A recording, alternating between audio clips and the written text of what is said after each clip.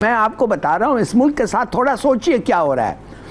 एक company, American company, $75 million का investment के लिए इधर आना था। तर्जुमान पीटीएम हाफिज अब्दुल्ला कहते हैं कि हालिया ऑडियो लीक से पता चला कि सास को मदर इन लॉ क्यों कहा जाता है। एक बयान में हाफिज अब्दुल्ला ने कहा कि साबित हुआ कि मुल्क में रूल ऑफ लॉ नहीं। मैनेजमेंट वाइज मैं कल परसों पीआईए के बारे में देख रहा था कि बिल्कुल मिसमैनेज्ड है।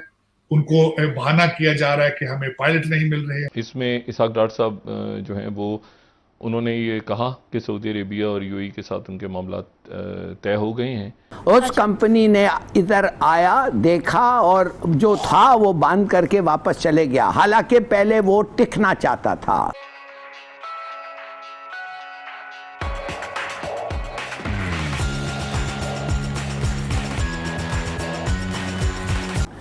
मेरा बेटा है, बिजनेस करता है। अच्छा। मेरे बेटे के लिए वो इन्वेस्टमेंट्स ला रहा है इस मुल्क में, उसको फोन करते हैं कि no we are not coming to Pakistan, unsafe, we don't want, Dubai में आके मिलो हमें।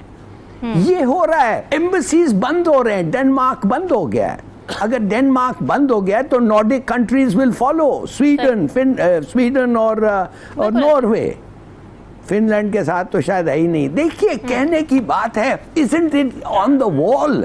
सब लोग देख रहे हैं और कह रहे हैं इंस्टेबिलिटी में no economic development is possible. और फिर आप कह रहे हैं नो, अब नहीं, इधर ठहरो उधर ठहरो, अक्टूबर नहीं। They are mad. ये इसीलिए कर रहे हैं। हाँ, दे आर नॉट मैड। अगर वो दीवाने होते तो ये करते, मगर मैं give them the benefit of the doubt. ये इसलिए कर रहे हैं कि उनको पता है पिट जाएंगे, और कुछ है ही नहीं। There is no other explanation. Most of the reason d'être of your existence जो है वो इसलिए है कि आईन को अमल लाओ आवीन पे। और कोई इदारा नहीं है इस मुल्क में जो सुप्रीम कोर्ट के सामने खड़ा होकर कह सकता है वीजा वी द कॉन्स्टिट्यूशन के तो वो गलत है, हम नहीं करते। अगर वो करते हैं तो फिर कॉन्स्टिट्यूशन खत्म, अगर वो करते हैं तो जस्टिस खत्म। वैसे ही जस्टिस खत्म हो गया है।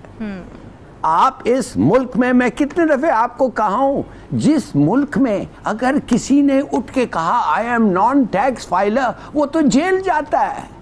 इधर उसको ये मिलता है, रिकग्निशन मिलता है, official recognition, non tax filer. और मत दो टैक्स और इस्तेमाल करते जाओ जो टैक्सेस आपको देता है, लाइक रोड्स। जी बिल्कुल। सो देखिए, कहने की बात ये है, अब एक हद तक हम पहुंच गए हैं। वी कैन नॉट नाउ, इसके ज्यादा नहीं जा सकते। ये एक स्टेट है जिधर 70 साल से मुल्कों ने एम्बेसीज रखा है, वो बंद करके जा रहे हैं। कोई इसका फ्यूचर नहीं है। ओ खुदा के बंदे, एक मौका मिला है, एक मौका मिला है, कर लो। आईन भी तुम्हारा ये कहता है कि ठीक से मुनसिफाना तौर से इलेक्शन कर लो। अगर थोड़ा सा तुम्हें देर लगती है तो यू कांट डू एनीथिंग। आप ये नहीं कह सकते कि मैं 3 महीने नहीं 4 महीने कर लो। मैं तो कहता हूं ये सुप्रीम कोर्ट ने ये भी कह के गलती की कि लगभग 3 महीने। नो, 3 महीने मीन्स 3 महीने। हाँ, आपको एक कोर्ट का डेट देता है, आप उस डेट पे नहीं आते, कोर्ट क्या करता है? अदालत आपके साथ कहते नहीं मैं कल आ जाऊंगा जी, थोड़े पिकनिक पे जाना पड़ा, छोटा बच्चा थोड़ा तंग कर रहा था, मैं नहीं आ सका। और उसमें $3 अरब आ जाएंगे और उसके बाद पे स्टाफ लेवल का मुआहदा हो जाएगा। ये जो मामला है ना, ये देखें, हमारी मईशत, बहुत दफ़ा बात कर चुके हैं, ये साल हर साल का बिगाड़ है। इंपोर्ट्स के ऊपर पाबंदी है जिसकी वजह से फैक्ट्रीज काम करना बंद कर रही हैं। और IMF अभी इतनी एक गैर यकीनी की कैफियत है कि उसमें मतलब सऊदी अरेबिया ऑलरेडी, ये फ़र्ज़ करें आ जाते हैं, अभी तक ज़ाहिर है इसहाक डार साहब ने कहा है तो आ जाएं, उम्मीद करते हैं। फिर उसके बाद स्टाफ लेवल होगा। ये पीछे वो जाने से पहले कह के गए थे कि आप इस्तेकाम, सियासी इस्तेकाम पैदा करें, तो उनके IMF के जाने के बाद जो कुछ हुआ है पिछले 2-3 महीने में, वो हमारे सामने है। और अभी आने वाले दिनों में जो होने जा रहा है वो भी अदम इस्तेकाम अपनी अरूज पे है। इस दौरान मईशत जो है ना वो कहीं साइड पे चली गई है, क्योंकि उसकी वजह ये है सारी कि इलेक्शंस 14 मई या ईद उल अज़हा के बाद या ईद उल अज़हा से पहले या अगस्त या मतलब एक ऐसा मामला है, पूरी रियासत फंसी हुई है। तो देखते हैं कि ये कहाँ पे जाके अब सुप्रीम कोर्ट ऑफ पाकिस्तान की जो जजमेंट है वो किस तरह इंप्लीमेंट करवाते हैं।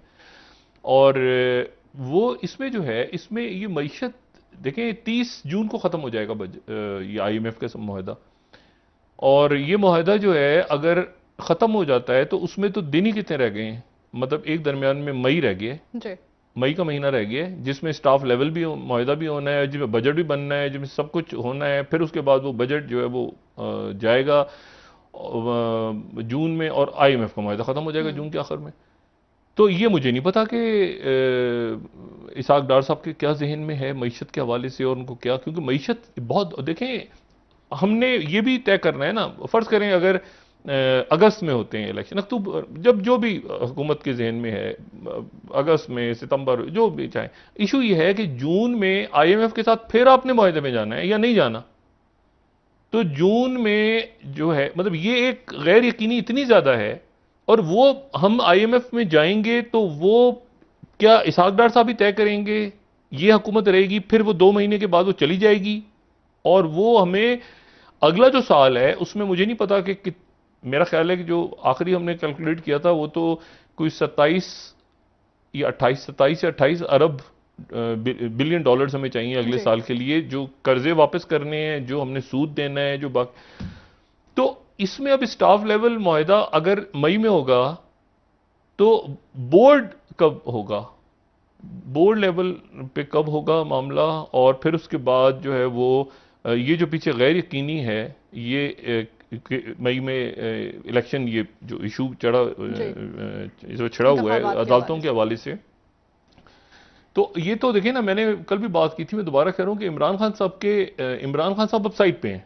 नहीं आ रहा, वो सिर्फ सियासी केसेस को जो वो है उनको निपटा रहे हैं, दूसरी अवाम जाए भाड़ में, उनका क्या है मकसद है। वो अपने वकीलों को फीसें देते हैं, दूर दूर से अदालतों में आते हैं, अगर उनको इंसाफ नहीं मिलता तो हु केयर। ये रवैया बहुत गलत है। और पाकिस्तान के अंदर अगर देखा जाए तो आप गिनती से देखें, हर institution has gone into bankruptcy, morally bankrupt, financially bankrupt, और लेकिन दूसरी कौन सी चीजें आपकी चल रही?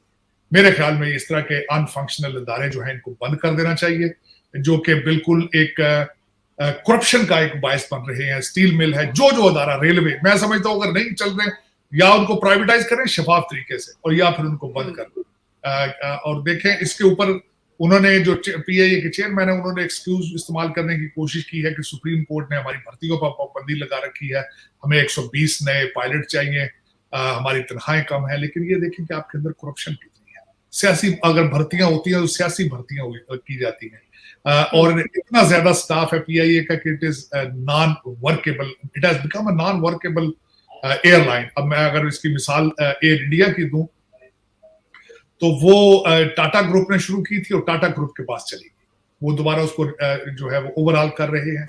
अगर पाकिस्तान PIA का भी इसी तरह, रेलवे का भी इसी तरह का, स्टील मिल का भी इसी तरह का सोल्यूशन है, तो शफाफ तरीके से, ये ना हो कि अपने रिश्तेदारों को दे दी जाए PIA, जिस तरह के माजी के अंदर होता है कि हमारी प्राइवेटाइजेशन के कवर के नीचे सारी करप्शन होती है। जिस तरह मैंने कहा है कि पाकिस्तान का कोई भी इंस्टीट्यूशन इस वक्त नहीं बचा जो करप्शन के बगैर चल रहा, तो उसमें ये बिल्कुल इसके ऊपर ये बोनस था ईद वाले दिन। ये जो ऑडियो लीक हुई है, ये समझे ईदी दी गई है ताकि लोग भूले ना। लेकिन पाकिस्तान के बारे में रिलीफ नजर आ नहीं रही इस वक्त कहीं से ही, बल्कि इस वक्त जो सबसे बड़ा सवाल देखा जा रहा है इस वक्त, जिस तरह मैडम ने फरमाया, हमारी जो mother in law of the nation है, जिन्होंने कहा है सुप्रीम कोर्ट वालों ने कि मार्शल लॉ, तो मार्शल लॉ की भी बातें हो रही है।